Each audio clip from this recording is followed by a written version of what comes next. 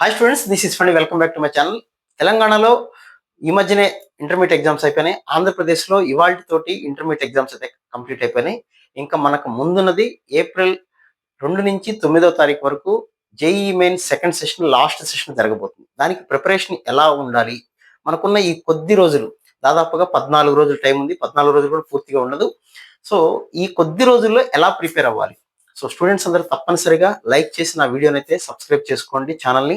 మీకు reliable information ఇవ్వడానికైతే నేను try చేస్తాను. So coming to the point, ఈ 12 డేస్ లేదా 13 డేస్లో మనం చేయాల్సిన ముఖ్యమైన పని ఏంటంటే, చాలా మంది స్టూడెంట్స్ చేసేటువంటి మొట్టమొదటి తప్పు ఏంటంటే, ఇప్పుడు నేను సెకండ్ ఇయర్ ఎగ్జామ్స్ రాశా కదా, ఫస్ట్ ఇయర్ మర్చిపోయాను, ఫస్ట్ ఇయర్ సిలబస్ చేద్దామనే ఆలోచనలో చాలా మంది స్టూడెంట్స్ అయితే ఉంటారు. అది కరెక్ట్ కాదు. మీరు కావాలంటే జనవరి కాదు, 2025, 24 ఏ సంవత్సరమైనా చూసుకోండి, సెకండ్ ఇయర్ సిలబస్, మన ఇంటర్మీడియట్ సెకండ్ ఇయర్ సిలబస్ నుంచి మోర్ దాన్ 50% పైగా, అంటే సగం పేపర్ మనకి సెకండ్ ఇయర్ సిలబస్ నుంచే వస్తుంది. సగం పేపర్ పైగా అంటే 50% పైగా అంటే 60% వచ్చిన సందర్భాలు కూడా ఉన్నాయి. కాబట్టి మన జనవరిలో అంతే, ఎప్పుడూ అంతే. కాబట్టి ఇమ్మీడియట్ గా మీరు చేయాల్సిన పని ఏంటి అంటే, సెకండ్ ఇయర్ సిలబస్ మీద కాన్సన్ట్రేట్ చేయటం. ఆల్రెడీ సెకండ్ ఇయర్ సిలబస్ ఒకసారి రివిజన్ అయ్యింది కాబట్టి మీకు ఇంటర్మీడియట్ లెవెల్లో ఖచ్చితంగా మీకు అది హెల్ప్ అవుతుంది. రెండోది, స్టూడెంట్స్ చేసే ఒకటి కామన్ మిస్టేక్ ఏంటంటే, మ్యాథమెటిక్స్ ని, ఫిజిక్స్ ని, కెమిస్ట్రీ మూడింటిని ఒక తాటి మీదకి చేస్తాం, లేకపోతే మ్యాథ్స్ అంటే ఇంట్రెస్ట్ కాబట్టి అది చేద్దాం అనుకుంటారు. మీ అందరికీ తెలిసిందే, మొన్న జనవరిలో అయినా ఇంతకు ముందైనా సరే ఫిజిక్స్, కెమిస్ట్రీ మనకి స్కోరింగ్ అన్న విషయం గుర్తుపెట్టుకోండి.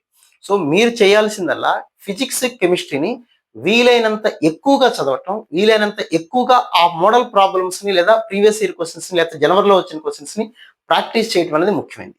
ఇంకా మూడో అతి ముఖ్యమైన పాయింట్ ఏంటి అంటే, స్టూడెంట్స్ అందరూ కూడా మాక్ టెస్ట్, గ్రాండ్ టెస్ట్ మీద గ్రాండ్ టెస్ట్, గ్రాండ్ టెస్ట్ మీద గ్రాండ్ టెస్ట్ రాస్తూ ఉంటే టైం అంతా కిల్ అవుతుంది తప్ప, ఆ గ్రాండ్ టెస్ట్లు ఎవరికి అంటే ఆ ఫ్లో కంటిన్యూ అనే వాళ్ళకి ఉపయోగపడుతుంది.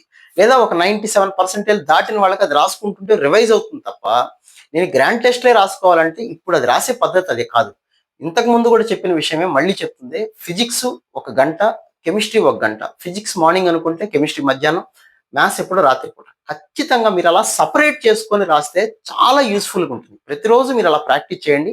ఒక 4-5 డేస్ పాటు, ఒక 1 వీక్ ముందు ఉంది ఎగ్జామ్ అనగా అప్పుడు టోటల్ గ్రాండ్ టెస్ట్ రాసుకోండి, మీకు చాలా బెనిఫిట్ అయితే ఉంటుంది. తర్వాత స్టూడెంట్స్ అందరికీ టైం మేనేజ్మెంట్లో ఇప్పుడు నేను చెప్పిన గ్రాండ్ టెస్ట్ మోడ్లో కనుక రాసినట్లయితే చాలా యూస్ఫుల్గా ఉంటుంది. మీరు ఎంత పర్సెంటేజ్ వచ్చిన స్టూడెంట్ అయినా సరే సపరేట్గా రాసుకోండి, చాలా యూస్ఫుల్ అవుతుంది. తర్వాత ఇంకొక పాయింట్, ఇందాక చెప్పిన దాంట్లో ఇంకొక ముఖ్యమైనది ఏంటంటే, కెమిస్ట్రీలో జనవరి సెషన్ మీరు అబ్జర్వ్ చేశారు, లెంగ్తీగా ఉన్నాయి క్వశ్చన్స్. కాబట్టి ఆన్లైన్లో మనకి జనవరి సెషన్ పేపర్స్ తిరుగుతాయి.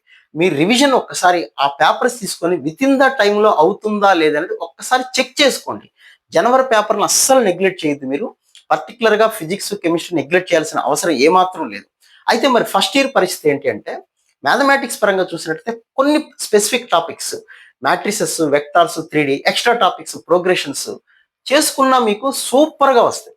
సో సెకండ్ ఇయర్ ప్లస్ మ్యాథమెటిక్స్లో ఇప్పుడు చెప్పిన 4 టాపిక్లు చేసినా కూడా మీరు ఎక్సలెంట్గా వచ్చినట్లే మీకు.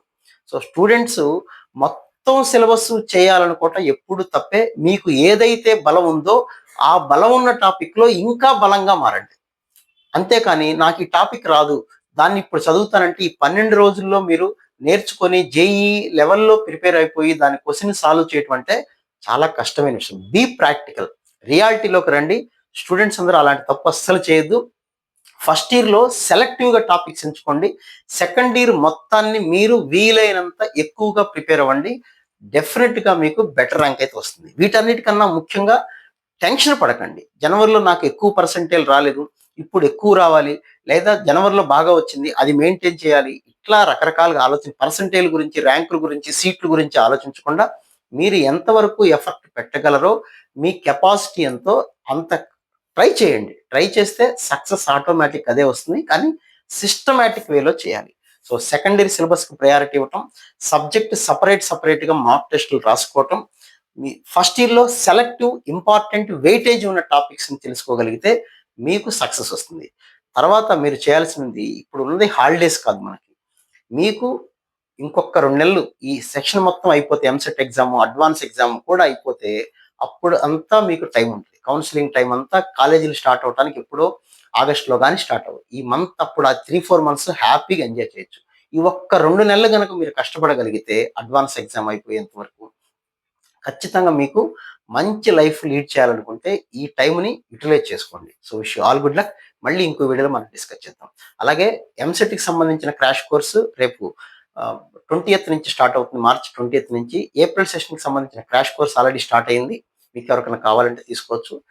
ఇంకా దానికి సంబంధించిన లింక్ అయితే కింద డిస్క్రిప్షన్‌లో ఉంది. బిట్‌సాట్‌కి సంబంధించిన క్రాష్ కోర్స్ కావచ్చు, బుక్స్ కావచ్చు, వాటికి సంబంధించిన లింక్ కూడా కింద డిస్క్రిప్షన్ ఉంది. చెక్ చేసుకోండి.